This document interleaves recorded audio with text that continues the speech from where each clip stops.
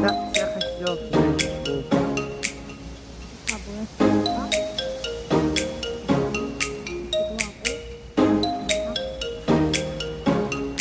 기도하고 하나님 아버지, 저희 이렇게 10월 28일에 기도 모임을 하는 친구들이 모였습니다. 이 예배를 통해서 저희가 지금 어떻게 나아가고 있는지도 같이 상의하고 이 시간을 정말 귀하게 누릴 수 있는 저희가 되었으면 좋겠습니다. 예배를 주님께서 모두 주관해 주시고 저희가 말씀을 들을 때에도 주님의 말씀을 기억하고 그 말씀을 일주일간 더욱더 묵상하며 나아갈 수 있도록 도와주세요. 예수님의 이름으로 기도드렸습니다.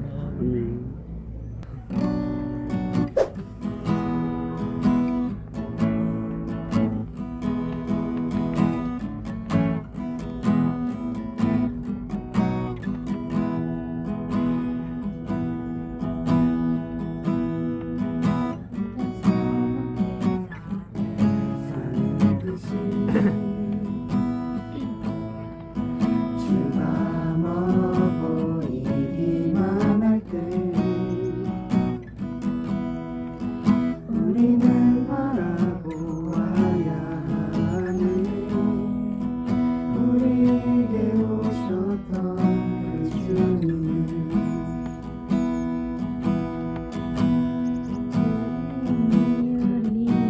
아픈 마음을 아시네. 가까이서 우리의 아픔을 공감하시네. 우리 가운데 찾아오셨던 그 주님이 우리의 모든 상황에 공감하시네.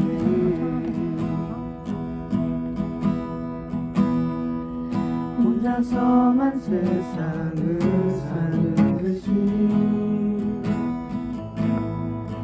주가 멀어 보이기만 할 때 우리는 바라보아야 하네. 우리에게 오셨던 그 주님을 주님이 우리의 아픈 마음을 아시네. 가까이서 우리의 아픔을 공감하시네. 우리 가운데 찾아오셨던 그 주님이 우리의 모든 상황에 공감하시네.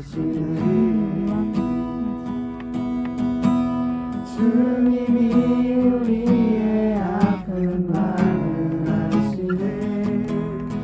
가까이서 우리의 아픔을 공감하시네. 우리 가운데 찾아오셨던 그 주님이 우리의 모든 상황에 공감하시네.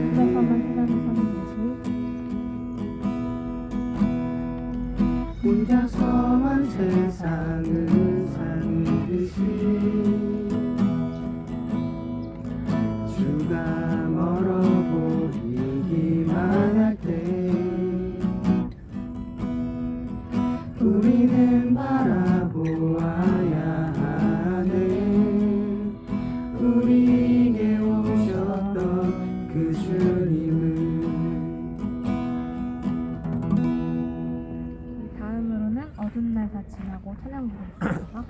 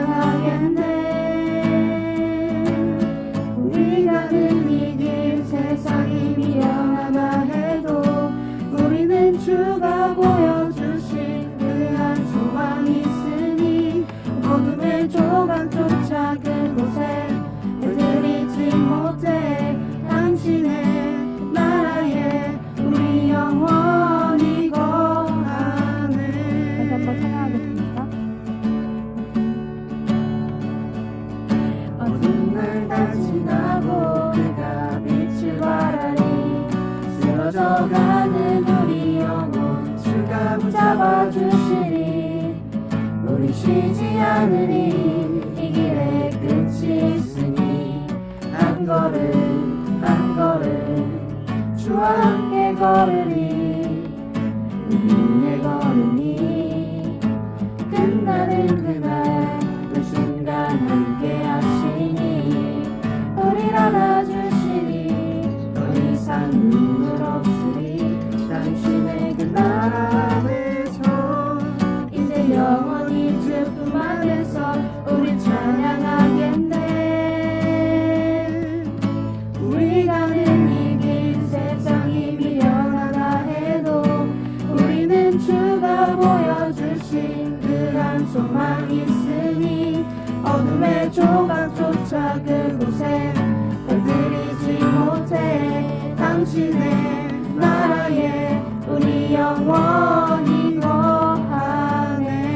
당신의 나라에 당신의 나라에 우리 영원히 거하네.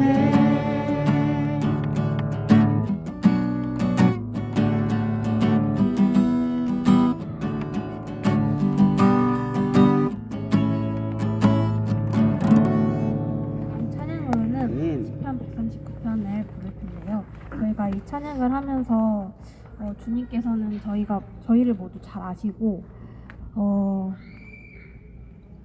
저희가 방향을 찾지 못할 때도 주님은 이미 저희의 길을 다 정해주시고 그 길을 저희가 잘 걸어갈 수 있도록 인도해 주시는 분이심을 저희가 기억하면서 이 찬양을 즐겁게 들었으면 좋겠습니다.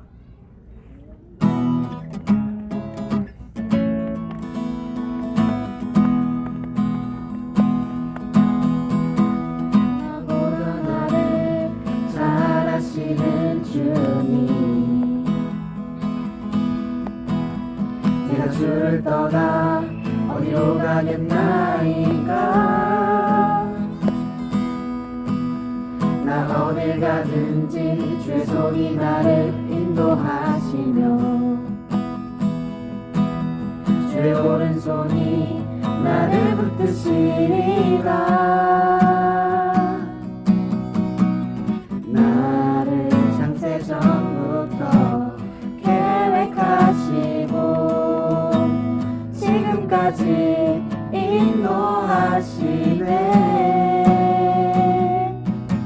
하나님이여 주의 생각이 어찌 그리 고배로우신지요. 나의 생각보다 나의 뜻보다 더 크고 놀라우신 주님. 하나님이여 나를 살피사 나의 마음을 다시오니 나를 영원한 길로 인도하소서. 한 번 더 찬양하겠습니다. 나보다 나를 잘 아시는 주님, 내가 주를 떠나 어디로 가겠나이까. 나 어딜 가든지 주의 손이 나를 인도하시며 주의 오른손이 나를 붙드시리라. 나를 창세전부터 계획하시고 지금까지 인도하시네. 하나님이여 주의 생각이 어찌 그리 고배로우신지요. 나의 생각보다 나의 뜻보다 더 크고 놀라우신 주님. 하나님이여 나를 살피사 나의 마음을 다시오니 나를 영원한 길로 인도하소서. 하나님이여 주의 생각이 하나님이여 주의 생각이 어찌 그리 고배로우신지요. 나의 생각보다 나의 뜻보다 더 크고 놀라우신 주님. 하나님이여 나를 살피사 나의 마음을 다시오니 나를 영원한 길로 인도하소서.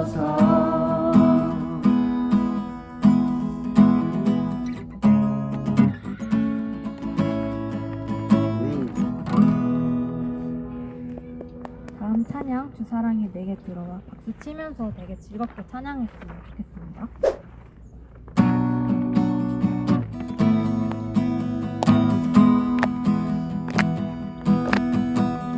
내 입술이 주를 높이며 내 호흡이 주를 섬기니 무엇이 나를 두렵게 하리.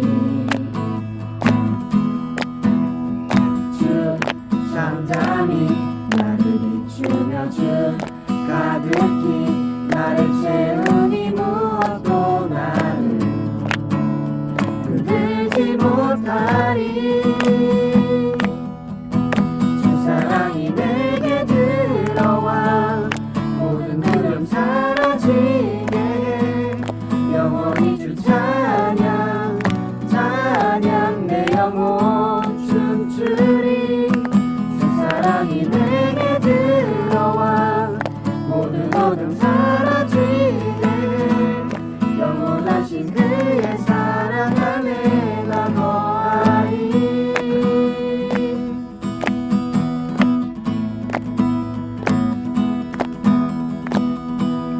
다시 한번 더 찬양하겠습니다. 내 입술이 주를 높이며 내 호흡이 주를 섬기니 무엇이 나를 두렵게 하리.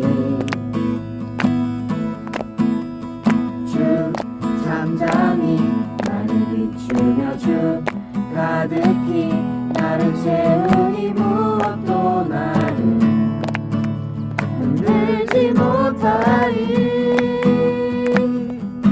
주 사랑이 내게 들어와 모든 두려움 사라지게 해. 영원히 주 찬양 찬양 내 영혼 춤추리. 주 사랑이 내게 들어와 모든 어둠 사라지게 해. 영원하신 그의 사랑 안에 나 거하리. 나 가진 것 없지만 나 가진 건 없지만 내 안에 기쁨이 넘쳐 흐르네. 나 작은 것 같지만 내 안에 빛이 온 땅을 비추리. 주 사랑이 내게 들어와 모든 어둠 사라지게 영원히 주 찬양 찬양 내 영혼 춤추리. 주 사랑이 내게 들어와 모든 어둠 사라지게 영원하신 그의 사랑 안에 나 거하리. 마지막으로 주 사랑이 내게 들어와 주 사랑이 내게 들어와 모든 두려움 사라지게 영원히 주 찬양 찬양 내 영혼 춤추리.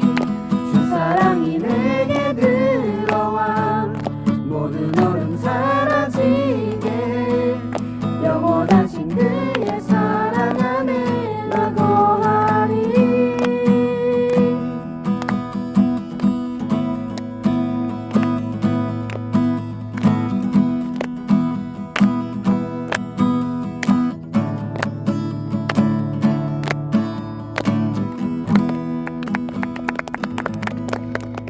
마지막으로 내 모습 이대로를 찬양할 텐데 가사에 집중을 하면서 고백하면서 이 찬양을 불렀으면 좋겠습니다.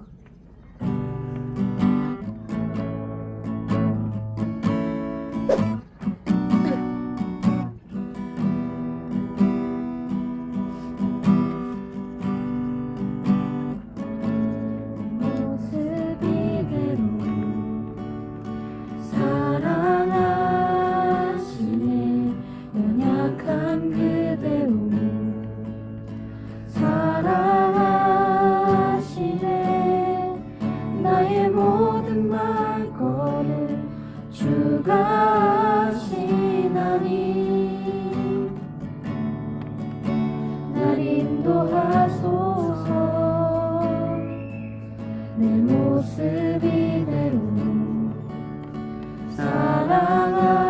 사랑하시네 연약한 그대로 사랑하시네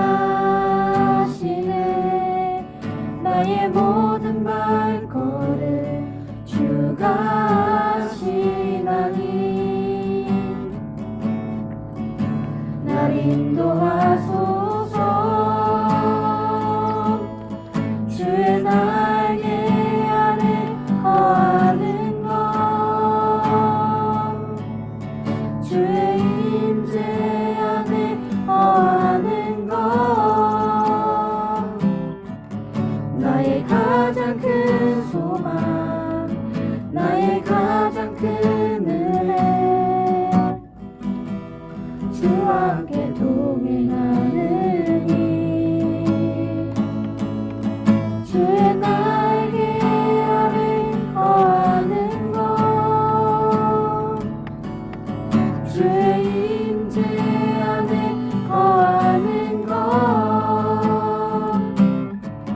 나의 가장 큰 소망 나의 가장 큰 은혜 주와 함께 동행하느니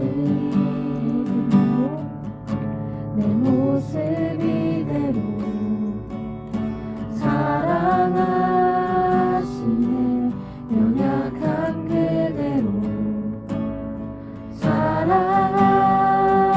사랑하시네 나의 모든 발걸음 주가 하시나니 날 인도하소서 주의 날개 아래 거하는 것 주의 임재 안에 거하는 것 나의 가장 큰 소망 나의 가장 큰 은혜 주와 함께 동행하느니 주의 날개 아래 거하는 것 주의 임재 안에 거하는 것 나의 가장 큰 소망 나의 가장 큰 은혜 주와 함께 동행하느니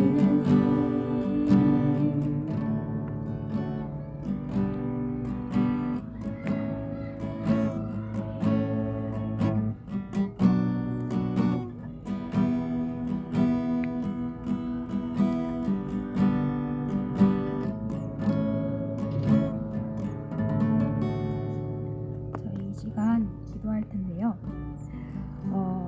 우리가 잠깐 일상에 치여 주님과 멀어졌을 것이기도 하고 각자 삶의 즐거움을 찾아서 생활하시는 그런 일도 있었을 거고 근데 저희가 오늘 스쿨처치 예배 주제가 충전이잖아요.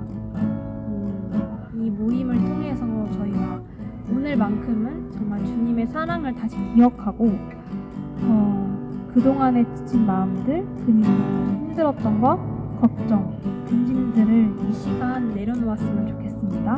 모두 통성으로 기도했으면 좋겠습니다.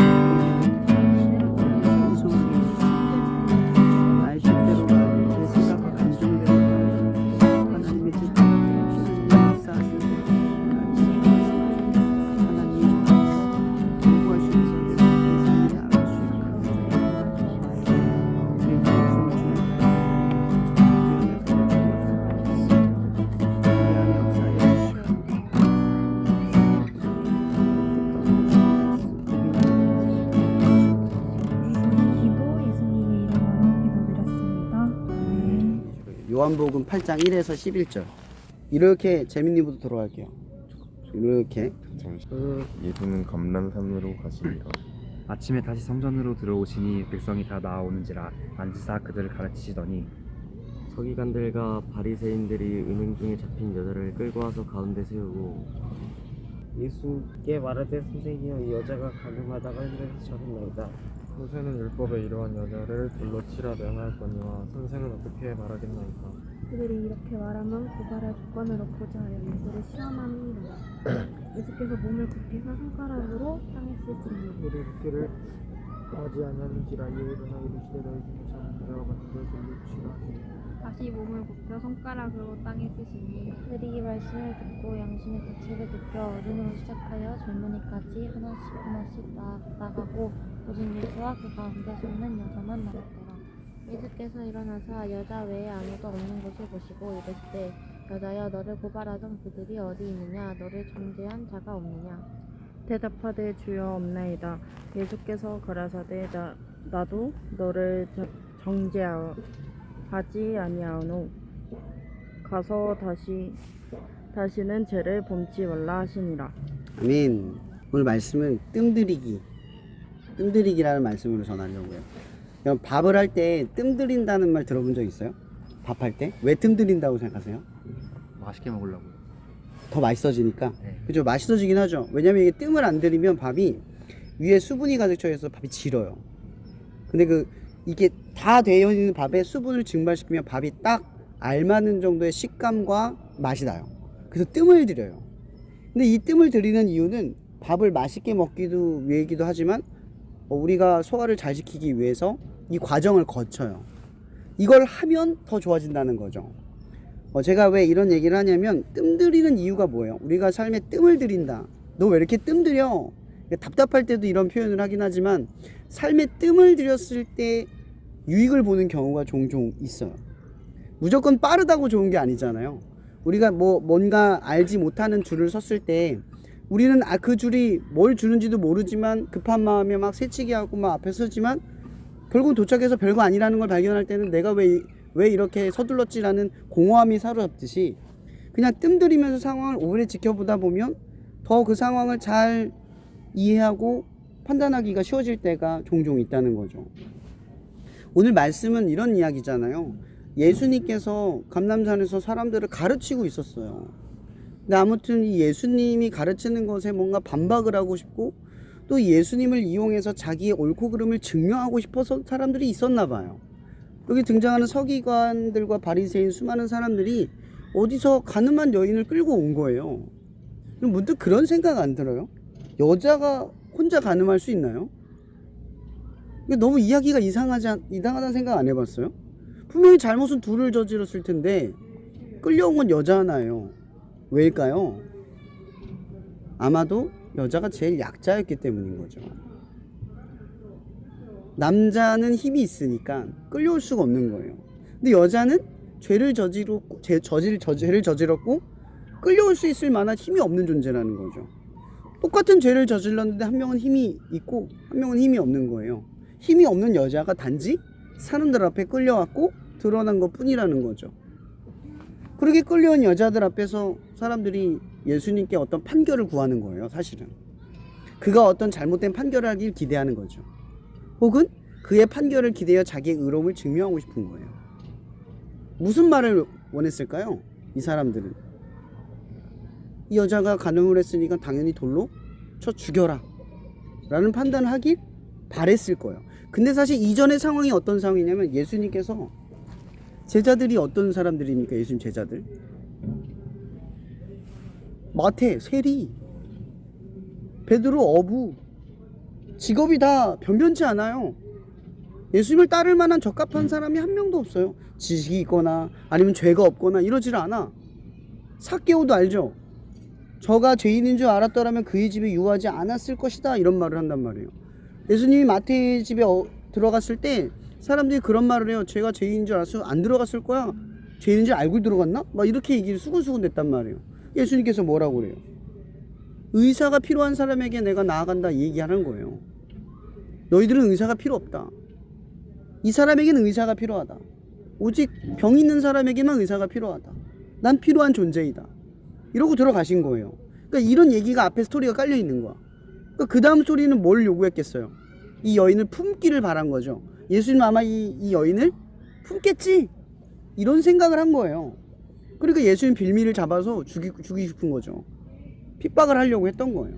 이게 목적이었단 말이에요. 근데 예수님께서 무슨 행동을 하느냐? 갑자기 주저앉아서 땅바닥에 이렇게 했겠어요?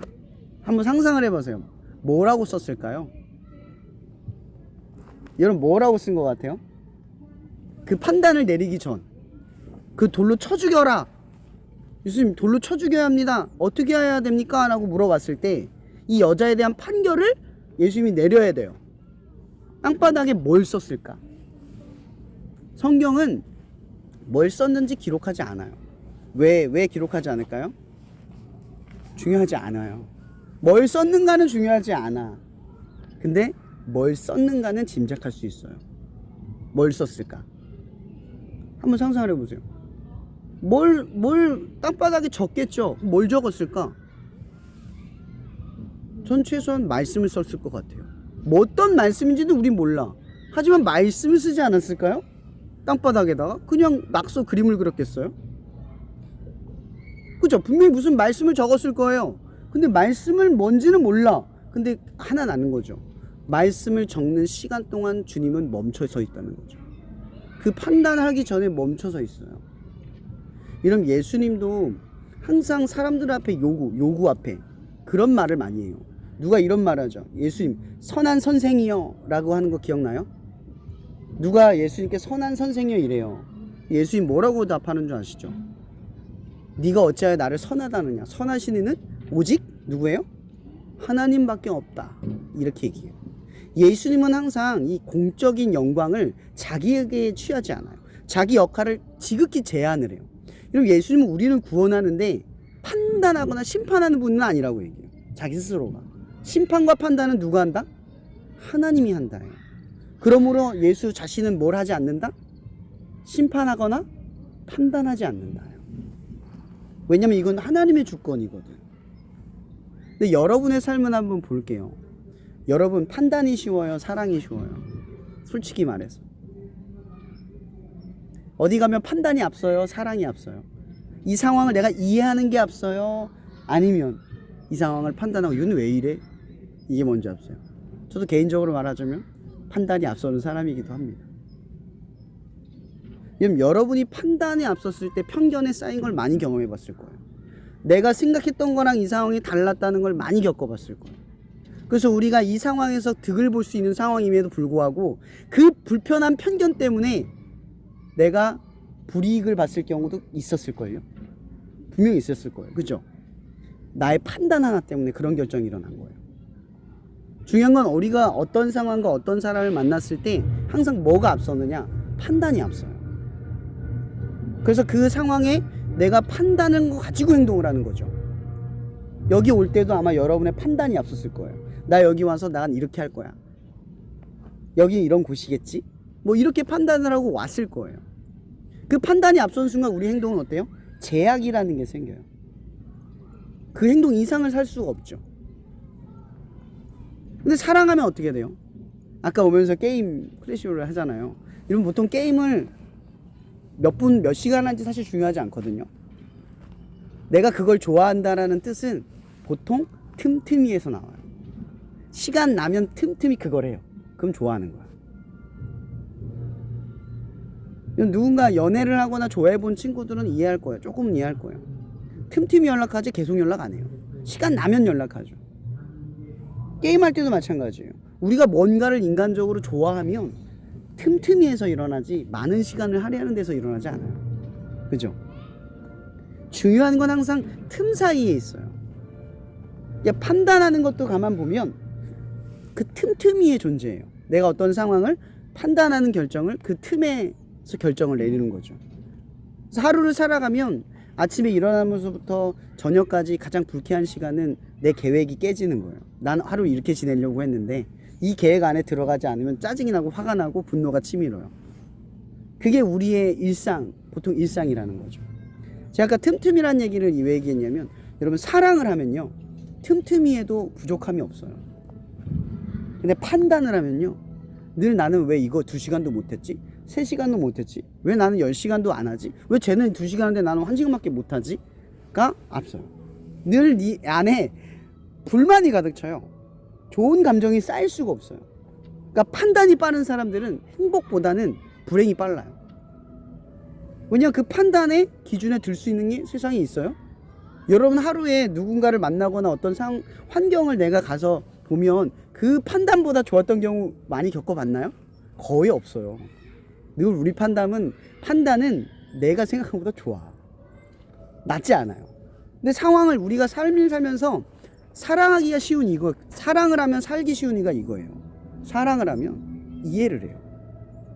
10분 전화해도 5분 전화해도 그 사람을 이해하면 이해해요.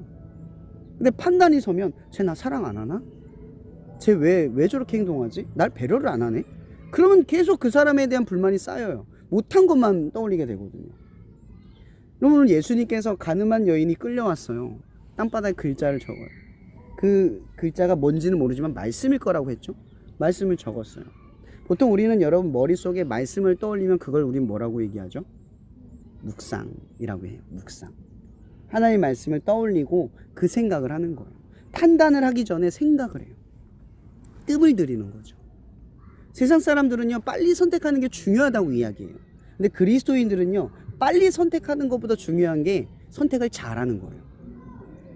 그 선택을 잘하기 위해서 우리는 시간의 조급함보다 말씀의 묵상을 항상 중요하게 생각해요.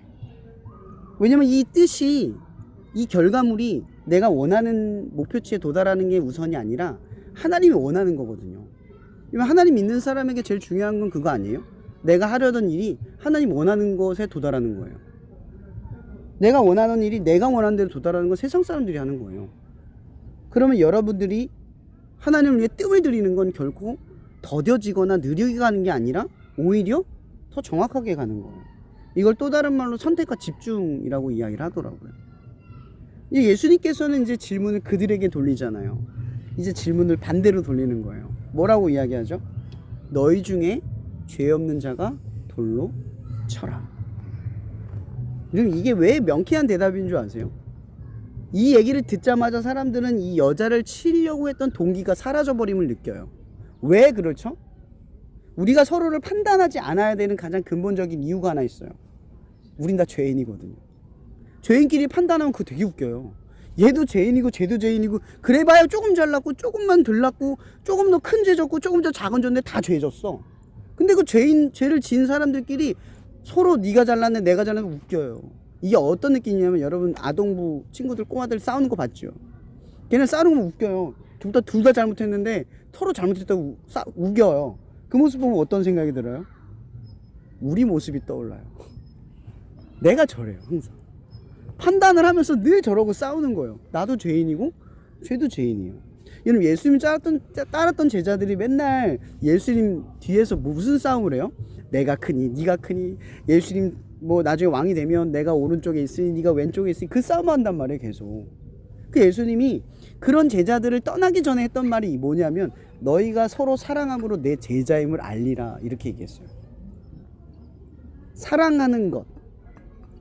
죄인들끼리 지가 잘났어 봐야 높은 자리에 올라가면 죄인이 아니고 뭐 낮은 자리에 올라오면 더 죄인이고. 지금 오늘 끌려온 여인을 보세요. 분명히 죄는 둘이 졌는데 약한 사람만 죄인 취급받아요. 세상이 이래요.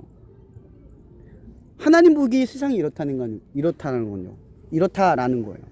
우리가 볼 땐 생각해보면 힘 있는 자들은 자기 죄를 감추고 오히려 주장을 해요. 근데 힘이 없는 사람들이 죄를 감출 힘이 없어서 이렇게 질타를 받고 꺾여요. 그러니까 우리는 보여지는 죄가 전부가 아니라 보여지지 않는 죄도 생각해 볼 때 우리는 결코 하나님 앞에 다를 바가 없는 존재라는 거예요. 그나마 다행인 거예요. 너희 중에 죄 없는 자가 돌로 쳐라 하니까 아무도 안 쳐요. 적어도 양심은 깨달아진 거잖아요. 적어도 양심은. 근데 아직도 이 마음에 돌을 못 내려놓는 사람들이 많아요. 여러분 SNS나 글, 말 이런 말 한마디에 사람 죽는 거 알죠? 여러분 우리가 판단하는 것들이 누군가를 죽이는 말이 되거나 죽이는 행동이 되기도 한다는 거예요. 우리는 죽이지 않았어. 근데 우리가 어떤 예를 들어서 어떤 연예인을 막 욕했다고 칩시다. 거기에 가담했다 칩시다. 혹은 글을 안 올렸어도 같이 욕했고 나도 나쁜 사람이라고 판단했다 칩시다. 근데 그 연예인이 죽었다 쳐. 그럼 여러분 잘못 하나도 없어요? 거기에 아무것도 없는 거 아니죠. 그럼 우리는 말로써 누군가를 죽일 수 있는 힘을 항상 가지고 있다는 거예요. 살인은 안 했지만 살인을 할 수 있다는 거잖아요. 이게 예수님이 얘기했던 지적이에요. 너희들이 작게 보지만 그 작다고 여기는 것 때문에 사람이 죽을 수도 있고, 너희들이 작은 죄라고 하지만 그 작은 죄로 인해 큰 사건이 일어날 수도 있다라는 거죠.